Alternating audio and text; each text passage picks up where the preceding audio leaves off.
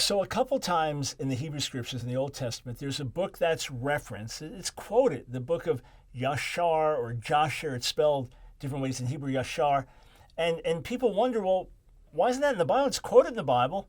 Why isn't it in the Bible? So Joshua chapter 10, this is when Joshua commanded the sun to stand still. And the sun stood still, and the moon stopped, until the nation took vengeance on their enemies. And then it goes on to say, and this is what's quoted now, as quoted in the book of Jasher.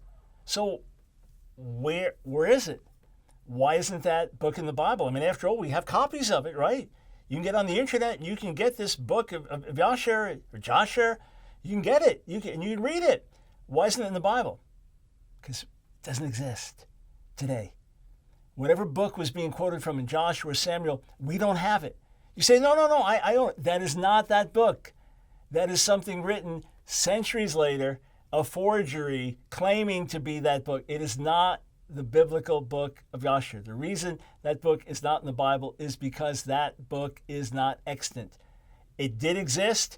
It was a book in the ancient world, all right? The only way we know about it is because the Bible mentions it. We don't have a scrap. We don't have a reference. We don't have a fragment. We don't have an inscription on a stone. We don't have something from Dead Sea Scrolls that gets us back to it.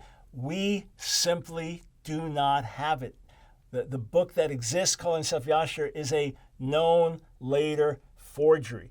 There's not a scholar of antiquity in the world that believes that that's the original book that was being quoted from in Joshua, all right? So the reason we don't have it in the Bible is because we don't have the book and because God did not want it to be part of the Bible.